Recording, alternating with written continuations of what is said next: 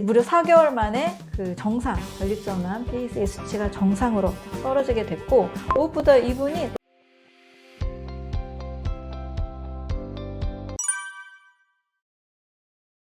70대 어르신이었고요. 이분이 한 50년 정도를 불면증을 앓다가 퇴사를 하시게 됐는데, 저에게 이제 찾아오셨을 때는 이미 2달 정도는 제 책과 영상을 보고 과일과 채소 위주, 자연식 위주의 식단을 실천하고 한 뒤였습니다. 그래서 2달 동안 실천을 했더니 50년 불면증이 사라졌다라는 굉장히 뿌듯한 이 말씀을 전해 주셨어요. 그런데 일단은 암이 이제 전립선암 PSA 수치로, 항원 수치로 측정을 했는데, 일단은 현재 전립선암 3기 이 수치였고, 이것을 온 가족은 수술을 하자고 했는데, 본인은 이제 수술이 내키지 않으셨고, 어차피 수술을 해도 삶의 질이 확 떨어지면서 재발과 전이에 대한 공포가 있을 바에야 그냥 수술하지 않고 그냥 몸 전체를 건강하게 만드는 것이 중요하다라는 이제 저의 이제 의견에 공감을 하셔서 몸 전체를 어떻게 건강하게 만들 수 있느냐, 이제 이것을 상담받으셨습니다. 제가 뭐 늘 하듯이 아침에는 과일인데요. 그래도 암 환자분들은 너무 고당도 과일보다는 뭐 블루베리나 키위나 사과 이런 저당도 과일을 드시고, 점심 저녁에도 일단 무조건 저는 소화 에너지를 줄이는 방법을 말씀을 드렸습니다. 다양한 음식을 많이 놓고 드시는 것보다 정말 뭐 고구마나 단호박 정도로 식사를 마쳐도 되고, 간단한 뭐 두부나 뭐 양배추, 브로콜리 이렇게 간단한 식사, 또 쌀밥도 너무 많은 양보다는 좀 적은 양을 드시도록 말씀을 드렸습니다. 물론 운동도 중요하기 때문에 몸이 좀 어느 정도 땀이 날 정도의 운동, 그랬을 때 이분이 하루에 그 아파트 계단을 약 11층 정도였는데 3-4번을 매일 운동을 하셨다고 합니다. 그리고 무엇보다도 마음의 건강이 매우 중요하다고 저는 굉장히 강조했습니다. 만약에 마음에 어떤 갈등을 일으키는 요소, 미움이나 원망이나 굉장히 용서하지 못한 어떤 상황이나 어떤 사람이 있다라면 그 부분에 대해서도 해결을 해야 된다라고 말씀을 드렸습니다. 특히 감사를 할 때 부교감 신경이 항진이 되면서 암의 스위치가 켜지는 방향으로 갑니다 라고 꼭 말씀을 드렸고, 감사와 또 많이 웃는 것을 언제든지 저는 강조를 하고 있는데, 이것을 진짜로 실천을 다 하신 거예요.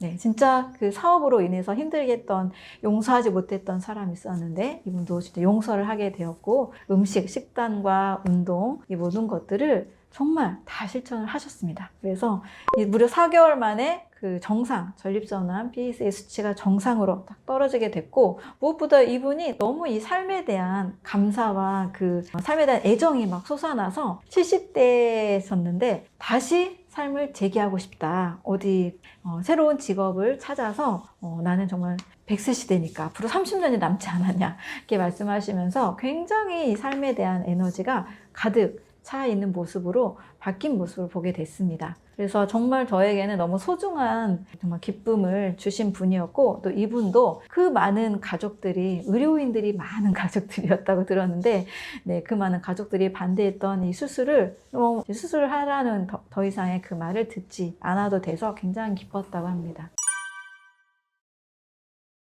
암이 대사질환이고 국소가 아니라 전신질환이다.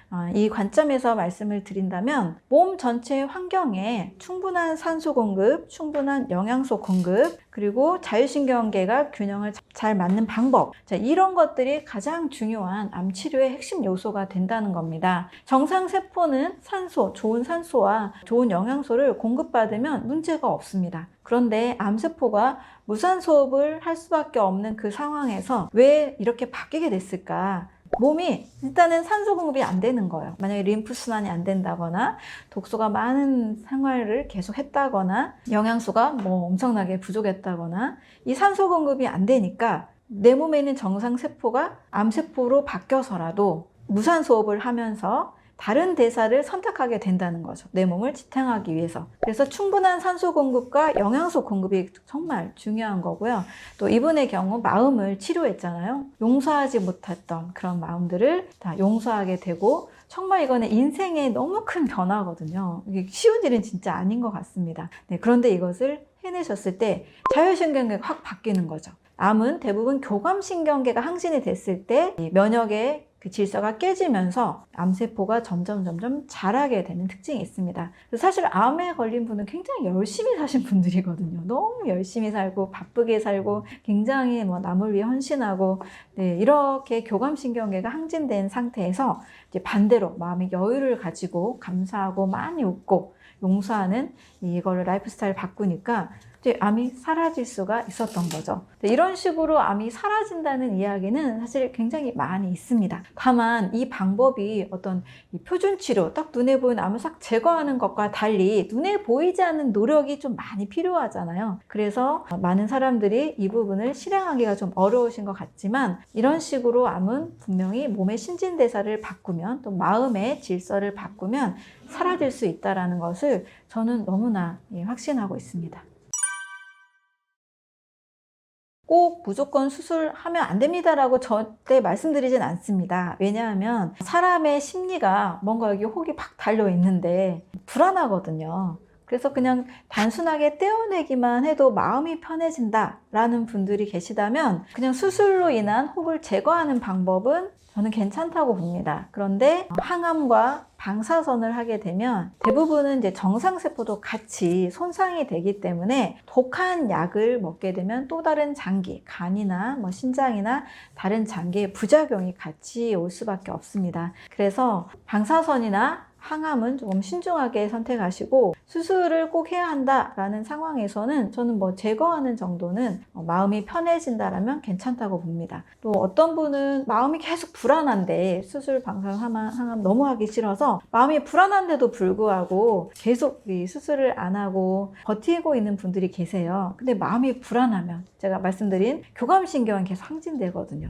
그럼 면역의 이 기능이 계속 바뀌지가 않습니다. 그래서 혹이 더 커질 수도 있습니다. 그래서 내 마음에 따라서 이거는 반드시 결정을 해야 된다고 봅니다. 그래서 수술 정도는 하고 뭐 그 이후에 재발 전이되지 않도록 몸 전체를 바꿔주는 노력, 또 부교감신경계, 이 자율신경의 균형을 잘 맞추는 노력 반드시 같이 병행을 하신다라면 우리는 충분히 암을 경험하고도 건강한 삶을 만들어 갈 수가 있다고 봅니다.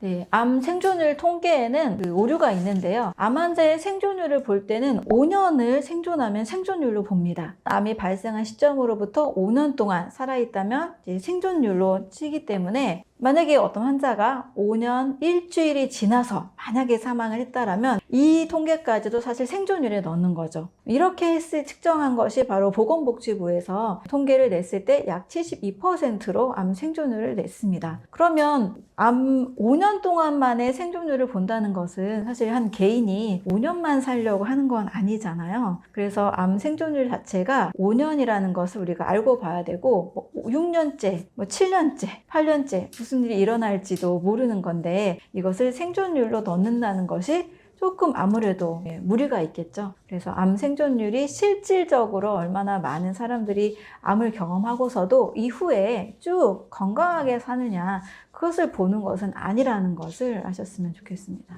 일단 암 생존율을 바라볼 때는 그게 5년이라는 것을 알고 보셔야 되겠죠. 평생이 아니고, 수술하고도 평생 건강하게 살았다 이게 아니고, 5년 동안의 생존율이기 때문에 이 정도 통계가 나왔고, 만약에 그 숫자가 높을수록 물론 안심은 좀 되겠죠. 하지만 절대적으로 이 수치를 의지하기보다는 내가 더 건강하게 5년 이후에도 5년 통계가 이러니까 5년 이후에는 좀 낮을 수도 있다라는 생각을 가지고 나는 5년 이후에도 더 건강하게 삶을 만들어갈 수 있는 방법을 더 찾아야 되겠다라고 생각을 하시면 좋겠습니다.